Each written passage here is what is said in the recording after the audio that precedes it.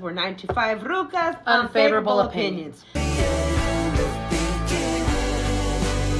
So this teacher, she's gotten a lot of flack. Many people have kids with IEPs, yes. But the main ones, usually in my experience, I've seen are people who want to do the gangbanging. Yeah. School, very similar to prison. I think so, yes. It's about, you have different cliques there. Yes. Not only with students, but with the adult staff members. It's favoritism. Favoritism. A lot of politics in it. Yes. You know, some people got really upset because she said regular kids. So this is our breakdown, all right? She said regular kids. What does she mean by that? A teacher is the teacher. The paras, we're teachers' aides. Paraprofessional, which is para-educator. Yes. Teacher's aide or instructional aide. That's what we do. We're in the classroom. We're not teachers. Student support. But we are there to support the material for the students, whether emotional or academics, okay? Yes. Now, redirecting, what does that mean? That means, hey, we're not going to hit anybody. We're not using those words. Reminders. General ed. General ed. Means mainstream. That's another term that they use. Translated to prison terms.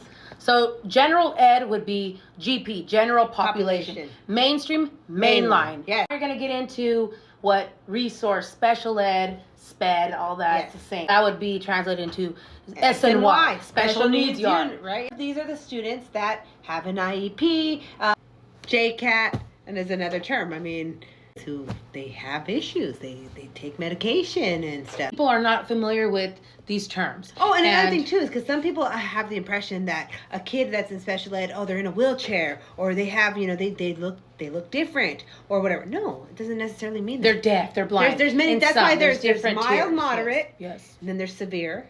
So S and Y. Okay, that's how you guys can break it down. Yes. S and Y would be like protective custody as well. They have an IEP, which is a legal document, follow them anywhere they go.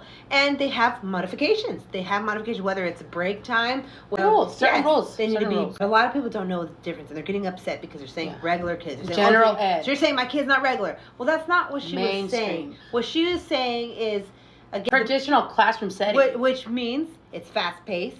You got over 20. You can have up to 36 kids in a classroom. Teaching. One teacher. No one's there to help you. One extra teacher. help. Yes.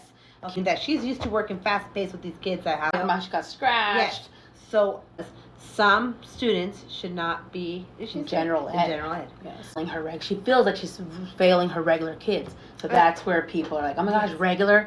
It's regular school, regular classes. Well, a different setting though. Like the class, 8 kids in the classroom, and when you're in an SEC or a resource, usually it could be like 3 paras in there. Yes. And a lot of these parents, I think they're under the impression that their kid goes to school like they don't have any modifications. For example, a kid that's a regular student, mainstream general ed, they're tardy all week.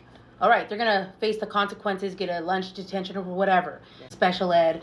There are certain factors that they have to look into. They are protected in that way, where they have other modifications. There's a due process. There's all these parents just don't understand a lot of these terms when they're hearing mainstream, mainstream, SPED. They're changing it too. The woman in the video, she used regular kids. Right. She should have said like neurodivergent or. I really wanted to clarify that too because I've been seeing this because on these test results, your child's showing symptoms of a child who would have ADHD, who would have autism, who would have depression, whatever it is, but they cannot legally tell you your child has been diagnosed with that. That's something that you have to talk with your pediatrician. They have to make referrals and if you're any testing to your pediatrician so they can point you to a better direction. Right. One last thing. Yeah, these poor kids are under the impression that they got put in there. Parents put them in there. You can't just be placed. No, you can't. In special ed. There has to be a history. There has to be parents now are not telling their kids or the teachers telling the kids like, hey, look.